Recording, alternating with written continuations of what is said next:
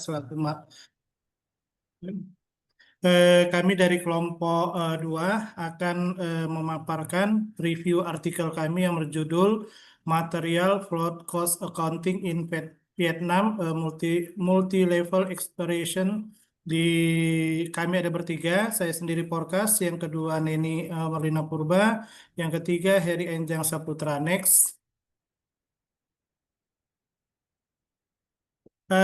Adapun jurnal kami yaitu berjudul Material Flow Cost Accounting in Vietnam, Multi-Level Exploration.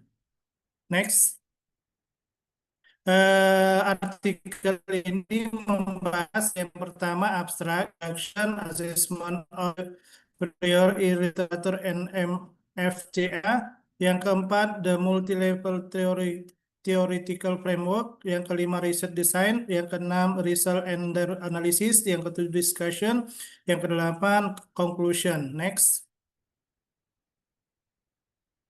Adapun abstrak dalam artikel ini, yang pertama tujuan penelitian, yaitu agar kebutuhan untuk mengurangi konsumsi dan pemborosan sumber daya alam. Studi ini menyediakan eksplorasi multilevel tentang cara hubungan situasional dan transformasional antara level dan tantangan terkait dengan adopsi dan pemanfaatan akuntansi biaya aliran material di Vietnam untuk mendorong produktivitas hijau.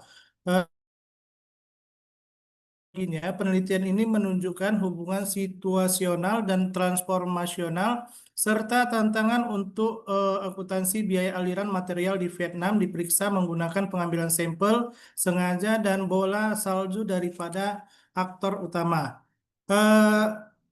Artikel ini terdapat temuan dalam penelitian ini terdapat hambatan situasional dan transformasional terhadap implementasi akuntansi biaya aliran material dan menyarankan peluang untuk mengatasinya. Mata rantai terlemah yang diidentifikasi melibatkan mata rantai makro ke meso situasional dan mikro ke makro transformasional.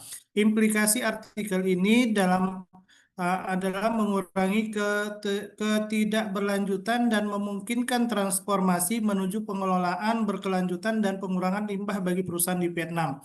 Originalitas penelitian ini yang pertama kali mengembangkan dan menggunakan kerangka kerja multilevel, multiperiode, waktu untuk meneliti penerapan akuntansi biaya aliran material untuk mendorong transformasi menuju produktivitas hijau. Next.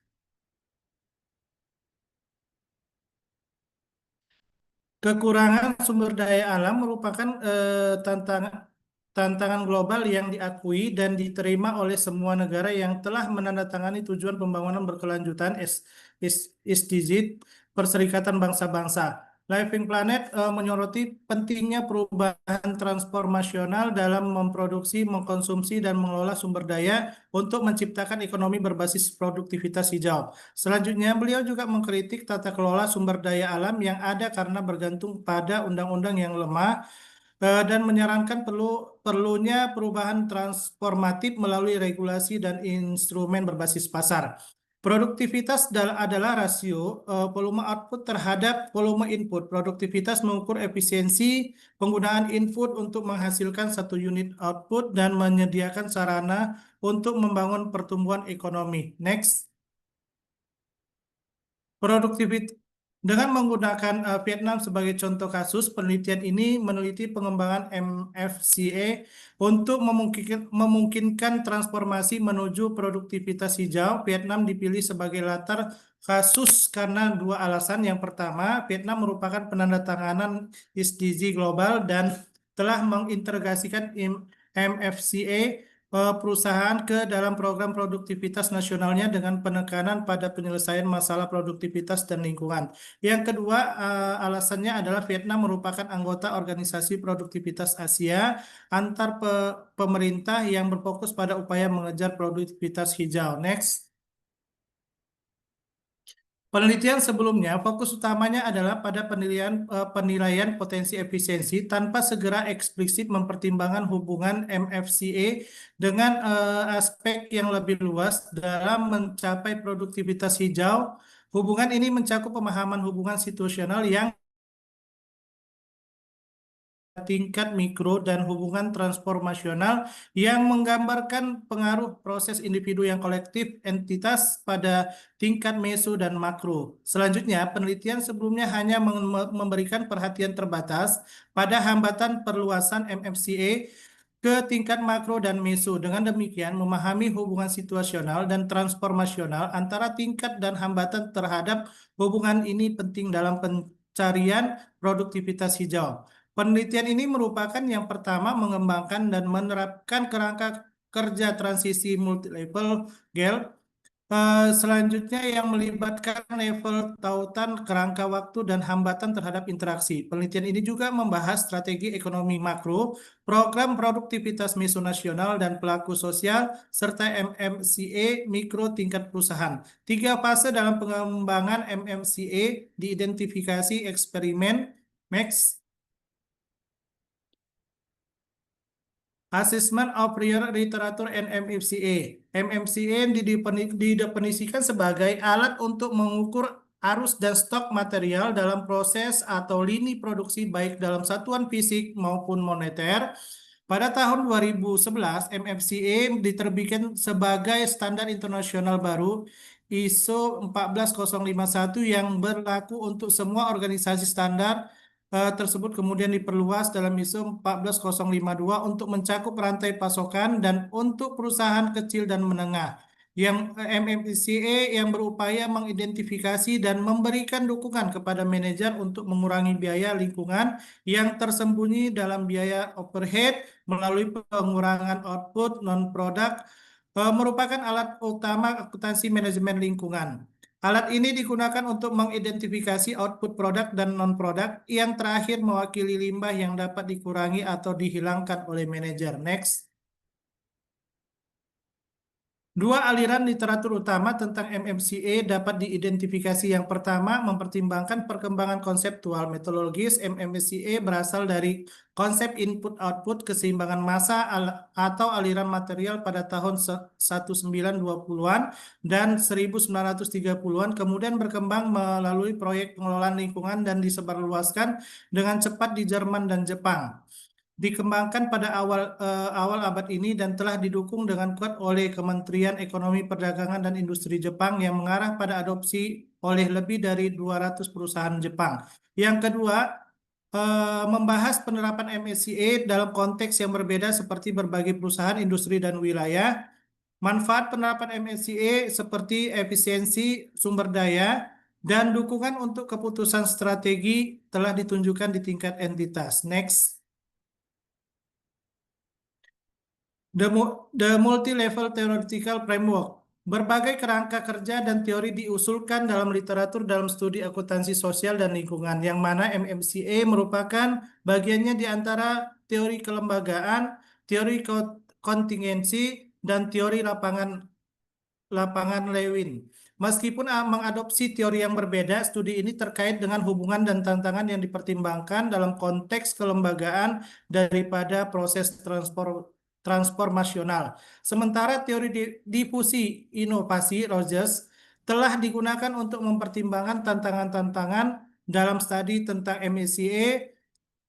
Tingkat pengaruh yang berbeda tidak mengemuka. Kerangka kerja multi-level menggabungkan 3 level. Yang pertama, pengembangan landscape level makro, yang kedua rezim sosioteknis level meso, dan yang ketiga inovasi-inovasi khusus level mikro. Next.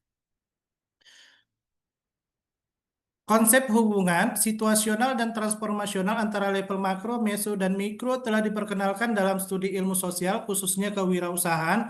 Tingkat makro dan meso menyediakan konteks situasional tempat para pelaku organisasi beroperasi dan perubahan terjadi seiring waktu. Menganalisis hubungan situasional antara tingkat makro, meso, dan mikro memberikan pemahaman yang lebih baik tentang mekanisme kasual, mengapa pendekatan akuntansi inovatif muncul, dan bagaimana perusahaan bereaksi terhadap konteks bisnis yang lebih luas. Tautan transformasional mencakup mikro meso, mikro makro, dan meso makro. Misalnya, tautan mikro meso terkait dengan penyajian, inovasi akuntansi manajemen keberlanjutan, dan transformasi pasar, serta rantai pasukan menuju pembangunan berkelanjutan, pembentukan dan pedoman dan norma profesional, dan kemitraan pemangku kepentingan yang menciptakan nilai. Terkait dengan MMCA, ada perluasan alat ini di tingkat perusahaan hingga rantai pasokan tingkat meso. Next. Transformasi secara umum dapat dibagi menjadi 4 fase. Fase yang pertama, eksperimen khusus, proses inovatif dalam tingkat khusus, membangun momentum internal untuk perubahan. Proses tersebut mencerminkan pendatang baru yang mempelopori inovasi radikal di pinggiran sistem sosioteknis yang ada, ketidakpastian, coba-coba masuk dan keluar pasar, dan pemahaman tentang kelayakan politik inovasi radikal. Fase yang kedua, inovasi stabilisasi terkait dengan desain dominan, ketika proyek dibangun melalui sirkulasi pengalaman dan proses pembelajaran. Dalam hal ini, lembaga inovasi memainkan peran penting dalam memfasilitasi proses agresi dengan mengidentifikasi pelajaran umum untuk diterapkan pada proyek baru. Pada fase ketiga, difusi dan disrupsi, inovasi-inovasi khusus yang radikal menerobos untuk bersaing dengan rezim sosioteknis yang mapan. Difusi terjadi ketika inovasi-inovasi khusus memicu penyesuaian dalam sistem sosioteknis yang ada. Akhirnya pada fase yang keempat, melembagakan dan menjangkarkan sistem sosioteknis lama sebagian sepenuhnya digantikan oleh landscape sosioteknis baru yang terjadi terlembagakan dan berlabuh dalam program regulasi, kebiasaan pengguna, standar profesional, dan kemampuan teknis. Next. Selanjutnya akan dilanjutkan oleh Ibu Neni, kepada Ibu Neni. Oke, terima kasih Pak Porkas. Baik, saya akan lanjutkan untuk desain penelitian. Penelitian ini menggunakan jenis penelitian kualitatif eksploratif, di mana pendekatannya studi kasus tunggal khusus di Vietnam. Data yang digunakan ini data primer dan data sekunder, di mana data primer melalui wawancara semi terstruktur, di mana periode pengumpulannya itu tahun 2019 sampai 2020. Sedangkan data sekunder ini merupakan data publik yang dikumpulkan dari tahun 2001 sampai 2021. Nah, seperti data-data sekunder yang diambil di dalam penelitian ini seperti laporan pemerintah, artikel, regulasi, dan juga video. Teknik pengambilan sampel digunakan dua teknik, yaitu purposive sampling dan snowball sampling, sehingga total sampel yang didapatkan itu ada 17 wawancara dari 6 kelompok. Jadi dari pemilihan sampel ada sebanyak 6 kategori, ada dari perusahaan, konsultan, lembaga pemerintahan, LSM, lembaga pendidikan, dan badan akuntansi. Di mana dari 6 kelompok ini didapatlah 17 yang diwawancara, di mana 7 perusahaan, 4 konsultan, 1 lembaga pemerintahan, 2 LSM, 2 lembaga pendidik, dan 1 badan akuntansi. Dan ini adalah kode yang diberikan karena dia nanti sistem pengolahan datanya juga sistem kode. Ya, jadi untuk perusahaan BU, CO, GA, NG, EI, dan AB. Oke, next. Nah, ini adalah proses pelaksanaan wawancara dari ketujuh tadi, di mana di sini tadi untuk perusahaan ada 7, jadi ada B1 sampai BU1 sampai BU7, begitu juga konsultan sampai badan akuntansi. Nah, di sini juga untuk tanggal wawancaranya juga dijelaskan, ditampilkan dengan jelas tanggalnya. Format wawancaranya di sini dia menggunakan 2, ya, tatap muka dan juga melalui telepon. Nah, untuk durasinya di sini bermacam-macam, dari ada 94, ada sampai 110 menit per sekali wawancara untuk satu respondennya. Oke, next Pak. Untuk proses pelaksanaan wawancara dilakukan dalam bahasa Vietnam, kemudian ditranskrip dalam bahasa asli, lalu diterjemahkan ke dalam bahasa Inggris. Nah, proses ini dilakukan oleh si peneliti termasuk penerjemah balik ya untuk menjamin akurasi makna yang diberikan oleh si responden. Sedangkan analisis dan teknik pengkodean itu menggunakan bantuan software Maxkida tahun 2020 untuk proses pengkodeannya dilakukan dalam 2 siklus pengkodean, di mana siklus pertama pengkodean atribut dan deskriptif, ya, di mana pengkodean atribut itu mendokumentasikan latar belakang dan karakteristik partisipan. Sedangkan untuk pengkodean deskriptif memberi label awal untuk isi wawancara, disusun buku kode berisi kode, definisi, dan juga contoh. Next. Untuk siklus kedua itu pengkodean pola, di mana mengkelompokkan kode deskriptif ke dalam tema yang lebih tinggi. 2 tema utama teridentifikasi keterkaitan antara level dalam adopsi MFCA, tantangan yang dihadapi selama proses pengembangan MFCA. Jadi di sini nanti ada 2 dalam satu keterkaitan itu, ada apa keterkaitannya dan apa tantangannya. Nah, keterkaitan dan tantangan ini juga dibedakan menjadi 2, yaitu situasional itu antara makro ke meso, meso ke mikro, sedangkan untuk transformasional itu antara mikro ke meso, mikro ke makro. Oke, next. Oke, untuk hasil dan analisis, untuk fase eksperimen itu di tahun 2001 sampai 2009, hubungan makro.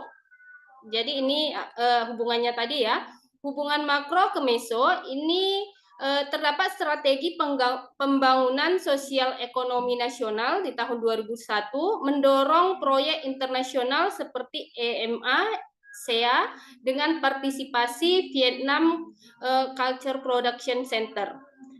Sedangkan untuk hubungan meso ke mikro pada tahun 2004 ya maaf, MFCA muncul di Vietnam melalui proyek EMA-SEA. Proyek ini berfokus pada pengembangan dan penerapan materi pelatihan EMA serta transfer pengetahuan dan keterampilan tentang EMA. Termasuk MFCA melalui sesi pelatihan dan proyek-proyek perusahaan. Pelatihan ini memberikan kesempatan bagi perusahaan untuk terlibat dengan EMA, mengatasi masalah lingkungan, dan meningkatkan produktivitas hijau melalui MFCA. PNCPC berperan besar sebagai fasilitator. Next. Oke, untuk fase stabilisasi ini tahun 2010 sampai 2017, hubungan antara makro ke meso ini terciptanya keputusan nomor 72 KID TTG 2010 ini menciptakan dorongan nasional untuk produktivitas melalui MFCA. MFCA dipilih sebagai sarana utama untuk meningkatkan produktivitas, menghilangkan pemborosan, dan meningkatkan keuntungan. Nah, sedangkan tantangan yang dihadapi di dalam fase hubungan antara makro dan meso ini adalah tantangan kolaborasi antar aktor sosialnya sangat lemah. Sedangkan hubungan antara meso ke mikro, ini ada lembaga MOS, APO, dan lembaga akademik penyelenggara pelatihan dan penerapan MFCA di berbagai industri. MOST terlibat dalam berbagai proyek MFCA, mengumpulkan pelajaran umum dan menyediakan sebagai masukan untuk proyek MFCA baru di tingkat perusahaan. Namun penerapan MFCA pada fase stabilisasi menghadapi tantangan ya meso mikro situasional ya, tantangannya itu seperti rendahnya kesadaran lingkungan dan korupsi, tingkat kepatuhan terhadap perpajakan yang tinggi, komunikasi yang tidak efektif, dan kurangnya kolaborasi yang erat di antara para aktor sosial. Yang ketiga, hubungan mikro ke miso. Keberhasilan perusahaan mikro menginspirasi promosi MFCA ke level lebih tinggi. Sedangkan tantangan yang dihadapi itu keterbatasan data dan kerahasiaan akuntansi. Oke, next.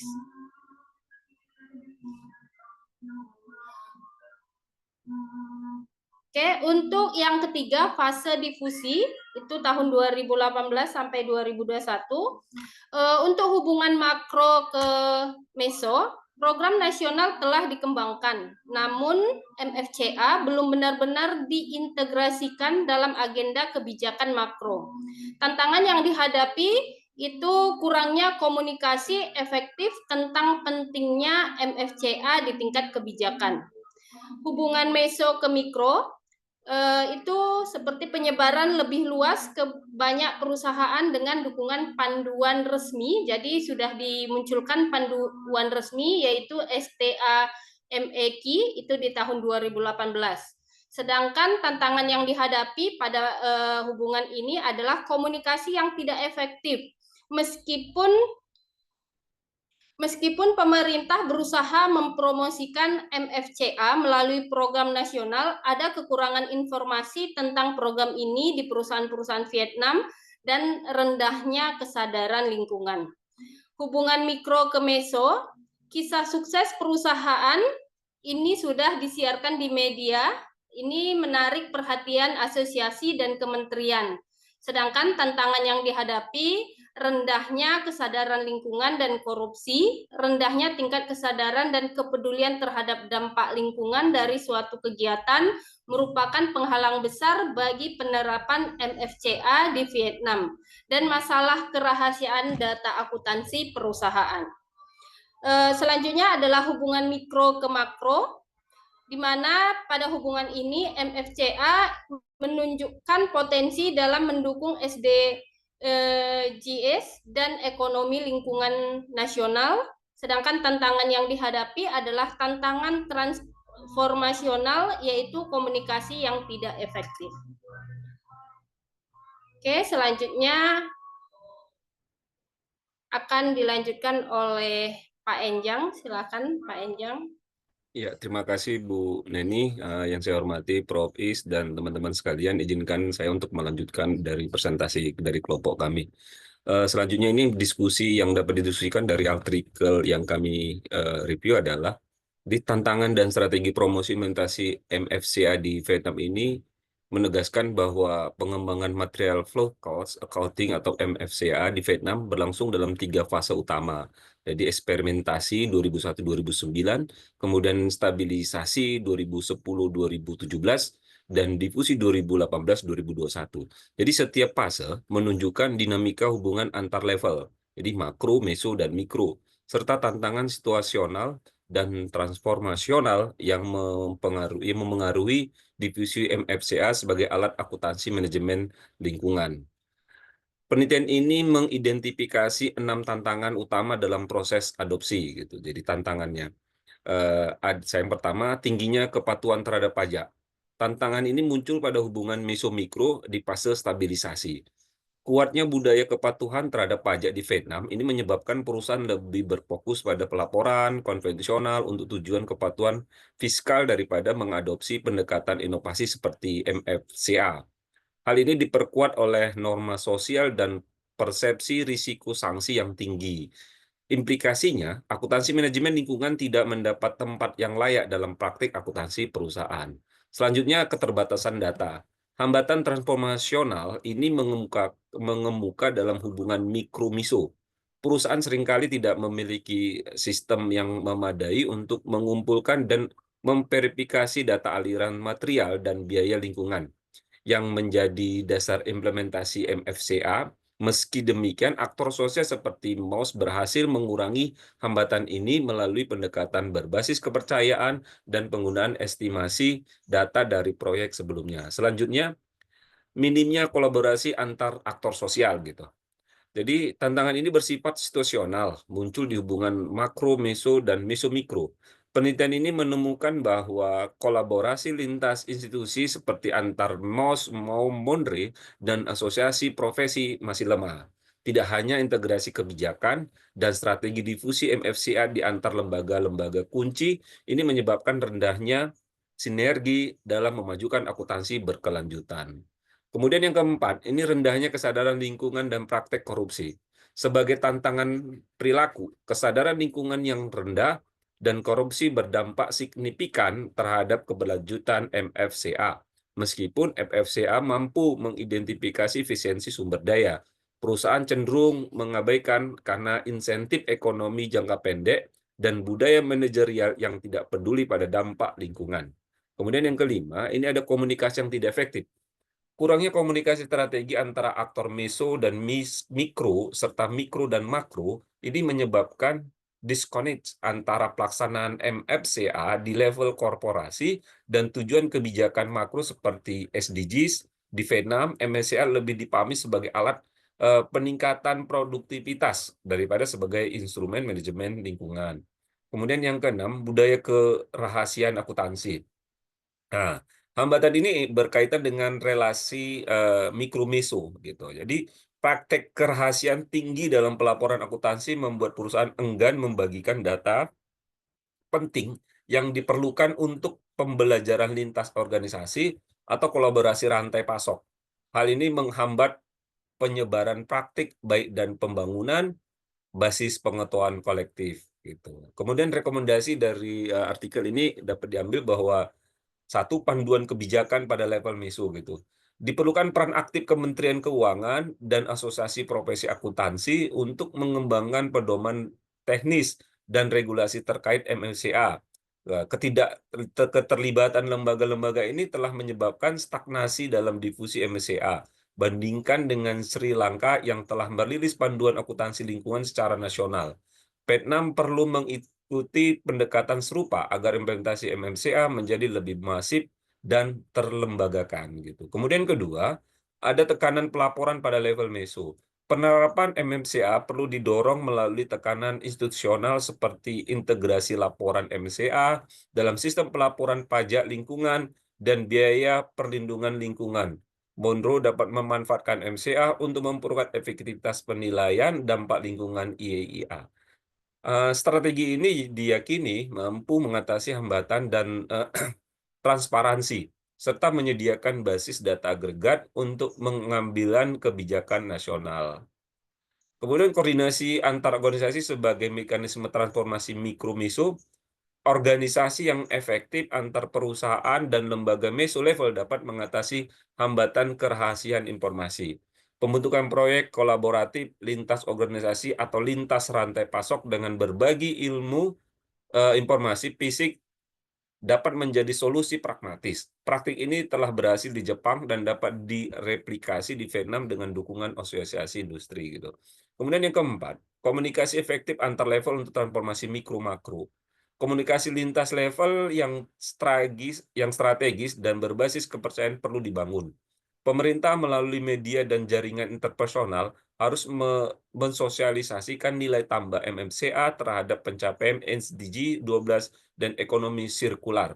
Praktik baik dari perusahaan seperti Pender Group dapat dijadikan model untuk menstimulasi adopsi yang lebih luas. Komunikasi interpersonal juga harus diperkuat melalui kerjasama antar lembaga publik, konsultan, dan asosiasi profesi. Selanjutnya, kesimpulan yang kami ambil dari artikel ini bahwa satu, penelitian ini mengkaji penerapan materi flow cost accounting di Vietnam dengan pendekatan kerangka teori multilevel guna mendukung produktivitas hijau dan pengurangan limbah. Kemudian yang kedua, studi ini menemukan bahwa pengembangan MMCA berlangsung dalam 3 fase utama, yaitu eksperimen 2001-2009, stabilisasi 2010-2017, dan difusi 2018-2021. 3. Terdapat 4 hubungan penting yang menjadi fokus makro-meso, meso-mikro, mikro-meso, dan mikro-makro. Yang keempat, penelitian ini menjadi penerapan material flow cost accounting di Vietnam dengan pendekatan kerangka teori multilevel guna mendukung produktivitas hijau dan pengurangan limbah. Studi ini menemukan bahwa pengembangan MSCI berdasarkan dalam 3 fase tersebut. 6, terdapat 4 hubungan. Selanjutnya, kontribusi ilmiah.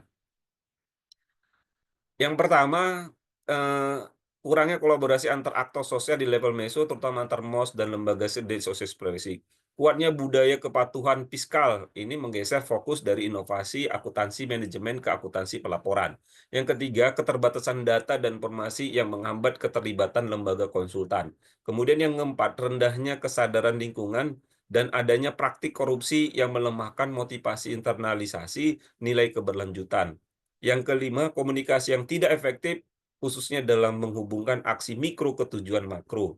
Keenam, budaya kerahasiaan akuntansi ini menghambat transparansi dan pertukaran pembelajaran lintas organisasi. Untuk arah penelitian selanjutnya, kalau kita lihat dari artikel ini, yang pertama ini menelusuri kontribusi nyata MCA terhadap pencapaian makro level SDGs, khususnya dalam hal efisiensi sumber daya dan pengurangan limbah. Kemudian yang kedua, mengembangkan integrasi kerangka multilevel dengan pendekatan lain seperti teori difusi inovasi, teori sistem terbuka, dan kerangka rantai pasok berkelanjutan. Yang ketiga, ini coba melakukan studi kooperatif lintas negara, terutama membandingkan konteks Vietnam sebagai negara sosialis berkembang dengan negara non-sosialis. Keempat, menerapkan metode kuantitatif untuk menguji validitas temuan ini secara empiris di sampel perusahaan yang lebih luas. Nah, demikian mungkin paparan yang dapat kami sampaikan di kelompok 3 ini. Selanjutnya saya kembalikan kepada Pak Porkas. Terima kasih. Ya, baik. Berikutnya dipersilakan pada Bapak Ibu 3 orang penanya. Dipersilakan. Izin Prof. Ya, Pak. Dason. Baik, terima kasih kepada Bapak Ibu penyaji, ya, Pak Porkas dan Pak Enjang. Nah, terkait dengan penerapan manajemen flow cost accounting yang diterapkan di Vietnam, ya. Jadi kalau kita lihat tadi salah satu sebenarnya faktor pendukung untuk pelaksanaan ini adalah terkait dengan kepatuhan atas regulasi yang dibuat oleh pemerintah Vietnam. Hanya ketika masuk kepada ranah penerapan manajemen flow cost accounting pada industri-industri yang ada di Vietnam itu sepertinya mengalami kendala, ya. Nah, jadi kalau tadi disampaikan salah satu faktor pendukungnya itu adalah dari kepatuhan khususnya terkait dengan pajak, ya. Kenapa mereka bisa patuh itu sebenarnya tidak terlepas pada sebuah sanksi atau mungkin ya sanksi atas ketidakpatuhan dalam hal kewajiban pajaknya. Tetapi kalau kita lihat memang di sistem atau di manajemen flow cost accounting ini sebenarnya ranahnya industri ataupun perusahaan itu.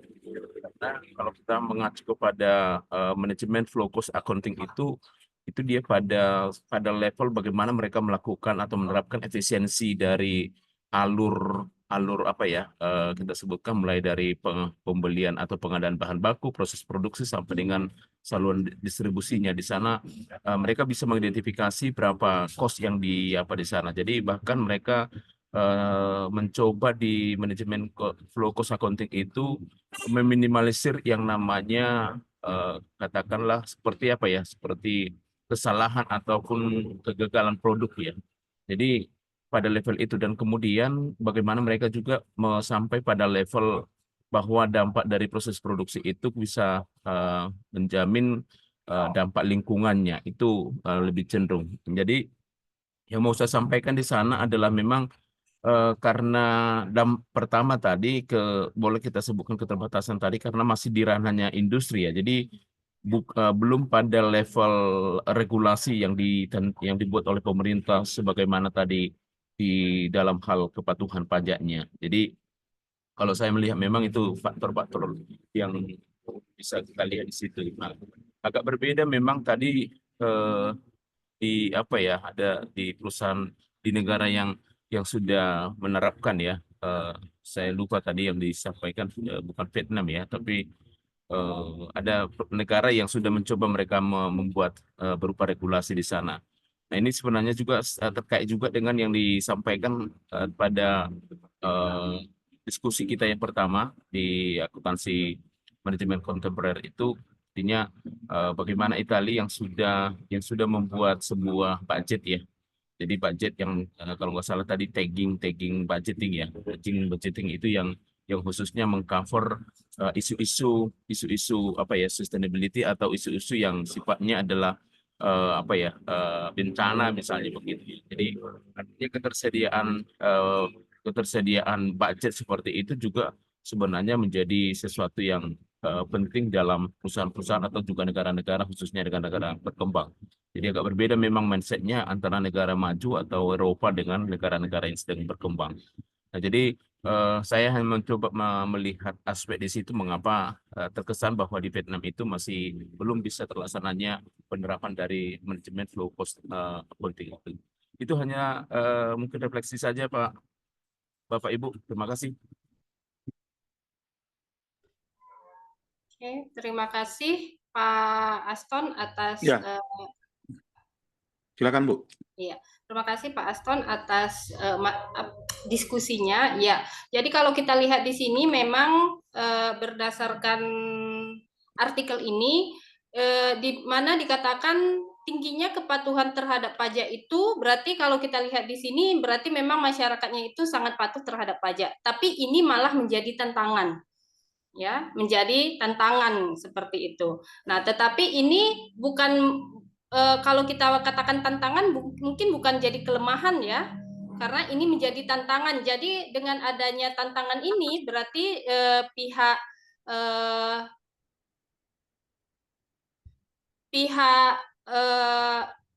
implementasi MFCA tadi ini bisa menjadi lebih dikembangkan lagi. Karena kalau kita lihat di sini tantangan ini memang terjadi karena kalau dilihat bahwa perusahaan di Vietnam itu dia lebih fokus pada pelaporan konvensional saja. Jadi dia sudah mengabaikan dari sisi pendekatan inovatif seperti MFCA tadi. Jadi ini adalah salah satu bentuk tantangan yang harus dihadapi ketika ingin diaplikasikan pengaplikasian dari MFCA tadi. Ya, benar sekali Pak Aston. Terima kasih Pak Aston.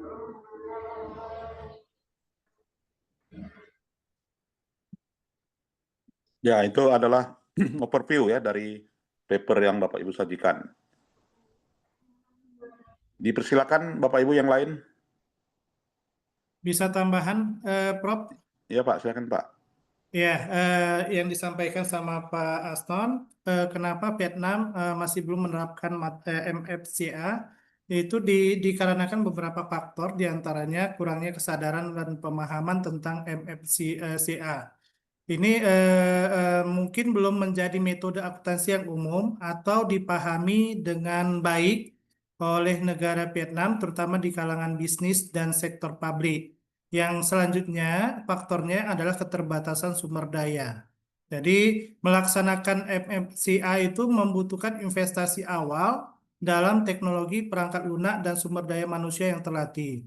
Sementara di Vietnam mungkin menghadapi keterbatasan dalam hal anggaran dan infrastruktur untuk mendukung implementasi MFCA. Mungkin itu tambahan dari saya.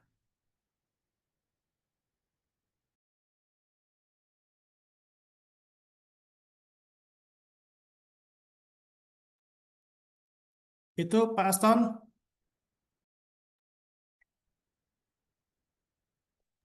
Ya, mungkin Pak bisa ditambahkan juga, kalau di Indonesia ini apakah sudah diimplementasikan juga? Ada nggak disinggung di artikel itu?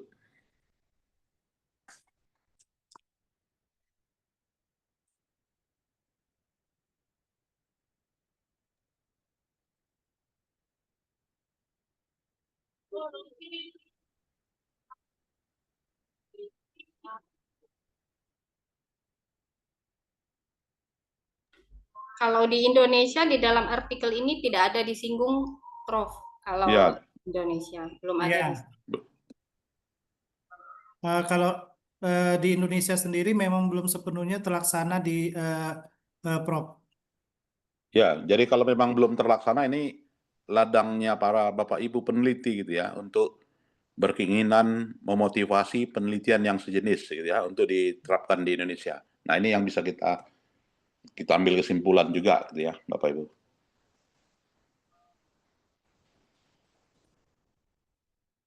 Tapi ada Prof, kemarin mahasiswa kami mencoba melakukan penelitian terkait dengan sifatnya sih eksplorasi juga, Prof. Artinya tapi di sini untuk perusahaan-perusahaan yang terdaftar di Bursa Efek ya. Jadi ada beberapa perusahaan yang sudah menerapkan itu, tetapi memang belum konsisten pada umumnya, Prof. Jadi artinya bisa periode ini ada, periode berikutnya ada, termasuk juga tadi terkait dengan penganggaran ataupun budgeting untuk penerapan dari manajemen low cost accounting itu. Oke, jadi itu Pak ya, nggak apa-apa ya, walaupun hanya ada data satu perusahaan, nggak perlu juga kita wajibkan mereka itu untuk menulisnya dalam bentuk kuantitatif ya, kualitatif ya, dari satu kasus saja udah bisa juga. Dalam hal ini bisa kita anjurkan ya kepada mahasiswa kita untuk meneliti yang sejenis. Itu saya kira. Baik Bapak Ibu, yang lain? Cukup ya? Ya, kalau dengan demikian maka kita sudahi ya bahwasanya topik ini banyak peluang untuk diteliti kembali ya oleh kita ya di program Doktor Ilmu Akuntansi ini. Dan peluang itu setidaknya bisa dalam bentuk kita tulis dalam bentuk SLR atau juga dukungan terhadap variabel tertentu mungkin bisa kita tambahkan ya. Itu saya kira, dan untuk itu kita akhiri ya pada pertemuan di siang hari ini. Selamat siang, salam sejahtera, salam sehat selalu. Assalamualaikum warahmatullahi wabarakatuh. Waalaikumsalam. Waalaikumsalam warahmatullahi wabarakatuh. Terima kasih, Prof. Ya, Bu, boleh meninggalkan ruangan.